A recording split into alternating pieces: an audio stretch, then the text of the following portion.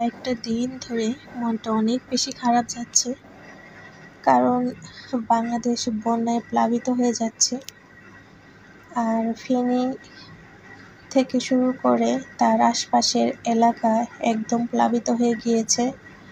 অনেক কষ্ট লাগতেছে। ফেসবুকে সবগুলো ভিডিও যখন আপলোড করা দেখতে পাচ্ছি যে বাচ্চা থেকে শুরু করে অবলা প্রাণী পর্যন্ত জীবনের জন্য কেমন হাহাকার করতেছে।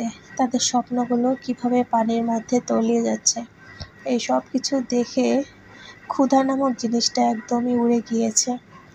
তো মনে করলাম আজকে ঝটপট পটলের একটা মজাদার ভর্তা তৈরি করব, আর এ দিয়ে গরম গরম কিছুটা ভাত যদি খেতে পারি। তো আপনাদের সঙ্গেও শেয়ার করতেছি। পটলগুলো প্রথমে ভালো করে ধুয়ে নিয়েছি, তারপরে এভাবে শিকের মধ্যে ভরে নিয়েছি। আসলে এটা তৈরি করা খুবই সহজ। তো এখানে আমি পুড়াতে দিয়েছি। আসলে পটল পুড়িয়ে ভর্তা করলে এর স্মেলটা অনেক বেশি ভালো আসে। পটল ভর্তাটা অনেকটা আঠালো হয় আর খেতে খুবই সুস্বাদু হয়। তো আমি একটা স্ট্যান্ডও দিয়েছিলাম, পরে স্ট্যান্ডের মধ্যেও আরও কয়েকটা পটল দিয়েছি আর শিকেও দিয়ে দিয়েছি। আর এভাবে উল্টে পাল্টে পটলগুলো ভালোভাবে পুড়িয়ে নিতে হবে। আর তারপরে একটা কাঁটা চামচের মাধ্যমে চেক করে নিতে হবে যে পটলগুলো খুব ভালো মতো সেদ্ধ হয়েছে কিনা। তো পটলগুলো যখন সেদ্ধ হয়ে গিয়েছে তখন নামিয়ে ঠান্ডা করে এটাকে যে ওপর থেকে খোসাগুলো ছাড়িয়ে নিচ্ছি। আর এইভাবে সবগুলো পটলের খোসা ছাড়িয়ে আমি ভর্তা তৈরি করে নেব। আর এখানে কাঁচা পেঁয়াজ, কাঁচা মরিচ আর লবণ এই সব কিছু নিয়েছি। আপনারা চাইলে এখানে শুকনো মরিচ ভাজাটাও নিতে পারেন।